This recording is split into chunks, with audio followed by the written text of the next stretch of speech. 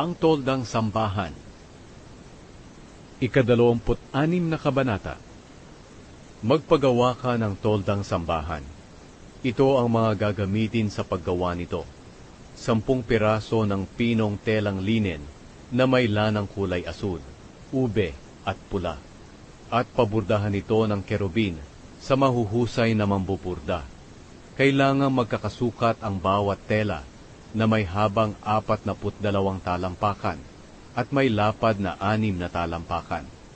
Pagdugtong-dugtungin ninyo ito ng tigli-5, at pagawan mo ng parang singsing na telang asul ang bawat gilid ng pinagdugtong na mga tela, at tigli-50 na parang singsing na tela sa bawat dulo, at kailangan magkatapat sa isa't isa. Magpagawa ka ng 50 kawit na ginto para mapagkabit ang parang mga singsing na tela sa 2 pinagsamang tela. Sa pamamagitan nito magagawa ang toldang sambahan. Pagawan mo ng talukbong ang tolda. 11 pirasong tela na gawa sa balahibo ng kambing ang gagamitin sa paggawa nito. Kailangang may haba na 45 talampakan ang bawat tela at 6 na talampakan ang lapad. Pagdugtong-dugtungin mo ang 5 tela at ganoon din ang gawin sa natirang 6. Ang ika-6 naman ay tutupiin at ilalagay sa harap ng tolda. Palagyan mo rin ito ng 50 parang singsing na tela ang bawat gilid ng pinagdugtong na mga tela. At ikabit dito ang 50 tansong kawit. Ilaylay mo sa likod ng tolda ang kalahati ng sobrang tela. At ilaylay din sa bawat gilid ang 1 kalahating talampakan ng tela na sobra sa pangtalukbong ng tolda. Ang ibabaw ng talukbong ng tolda ay papatungan ng balat ng lalaking tupa na kinulayan ng pula at papatungan din ng magandang klase ng balat. Dapat ang balangkas ng tolda ay tablang akasya. Ang haba ng bawat tabla ay 15 talampakan at ang lapad ay 2 talampakan. Ang bawat tabla ay nilagyan ng 2 mitsa para maidugtong ito sa isa pang tabla.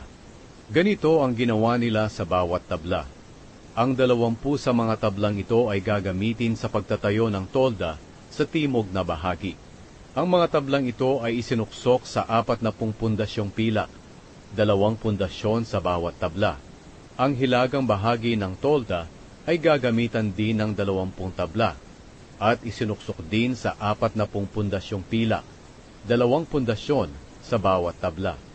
Ang bandang kanlurang bahagi naman ng tolda ay ginamitan nila ng 6 na tabla at 2 tabla sa mga gilid nito. Pagdugtungin ang mga tabla sa mga sulok mula sa ilalim hanggang sa itaas. Kailangang ganito rin ang gawin sa 2 tabla sa mga gilid. Kaya may 8 tabla sa bahaging ito ng tolda at nakasuksok ito sa 16 na pundasyong pilak, 2 pundasyon sa bawat tabla. Magpagawa ka rin ng mga akasyang biga, 5 para sa bahaging hilaga ng tolda, 5 rin sa bahaging timog, at 5 pa rin sa bahaging kanluran sa likod ng tolda. Ang biga sa gitna ng balangkas ay manggagaling sa dulo ng tolda, papunta sa kabilang dulo. Pabalutan ng ginto ang mga tabla, at palagyan ng mga argolyang ginto na pagsusuotan ng mga biga. Pabalutan din ng ginto ang mga biga. Kailangang ipatayo mo ang toldang sambahan ayon sa planong sinabi ko sa iyo rito sa bundok. Magpagawa ka rin ng kurtina na gawa sa pinong telang linen na may lanang kulay asul, ube at pula, at paburdahan mo ito ng kerubin. Ipakabit ito sa mga kawit na ginto sa 4 na haliging akasya na nababalutan ng ginto. Ang 4 na haliging ito ay nakasuksok sa 4 na pundasyong pilak. Kapag nakabit na ang kurtina sa mga kawit, ilagay sa likod nito ang kahon ng kasunduan. Ang kurtina ang maghihiwalay sa banal na lugar at sa pinakabanal na lugar.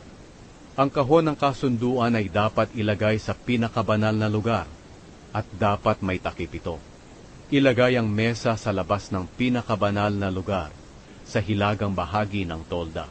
At sa bandang timog, ilagay sa tapat ng mesa ang lalagyan ng ilaw.